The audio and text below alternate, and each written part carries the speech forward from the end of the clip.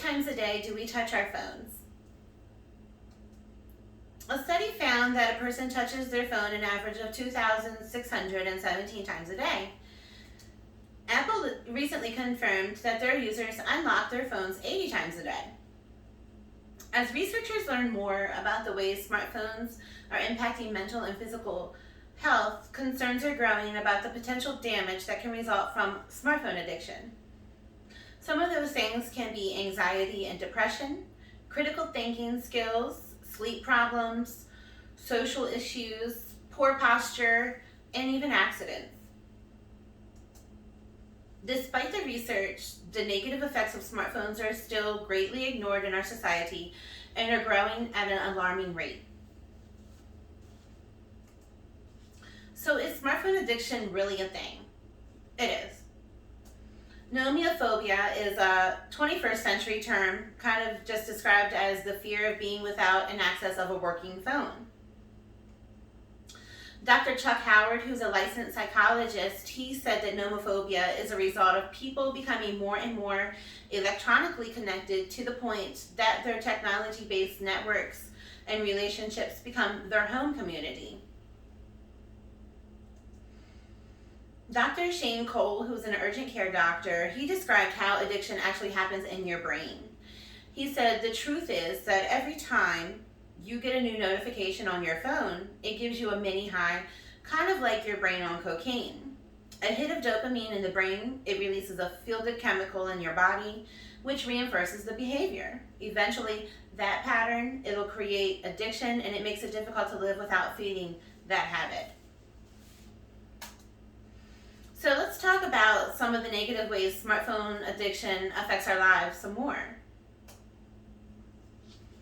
It's bad for your posture. They call this last position the text neck position, and it's where you keep your head positioned down, and it's horrible for your spine.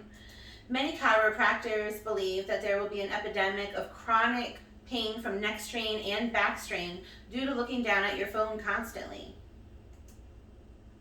Sleep experts also warn that smartphone use before bed and after and during bed affects your sleep. They did a study on students who reported high cell phone use, and it related it to poor sleep quality. The greatest health threat from smartphones, however, happens when we're driving. Drivers who text are twice as likely to crash as those who drink.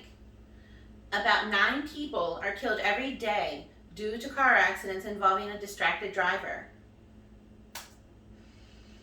As people become more lonely and absorbed in their phones, mental health seems to decline. Smartphones can cause anxiety and depression. Some people experience intense anxiety when they're separated from their phones. Some even show withdrawal-like symptoms if they can't check it. Some people who are glued to their smartphones are significantly less happy, leading to depression. So smartphones also put a strain on your relationship and your social life. For the most people, kind of want to text rather than talk to you face-to-face. Smartphones seem to encourage a person to kind of close up instead of opening up to others. Our reliance on smartphones has even played an effect on our critical thinking. Dr. Nathaniel Barr, a therapist, concluded that decades of research have revealed that humans are eager to avoid expending effort when problem solving, and it seems likely people will increasingly use their smartphones as an extended mind, which basically comes down to if you have a question, you put it in your phone, and you'll get an answer within seconds versus, kind of thinking anything through. Cell phones have made life way too easy for us. So with all that smartphones do, it's kind of impossible to not be an addict. So if you find yourself thinking, oh gosh, I might be one, here are signs that show you are addicted. You feel anxious when you're away from your phone. You wake up multiple times a night to check your phone. You ignore people during your social issues with relationships, and you get into accidents. We have reached a point in society that the smartphone is probably the most important item that we own. They are an indispensable part of our lives, and we are almost completely controlled by them.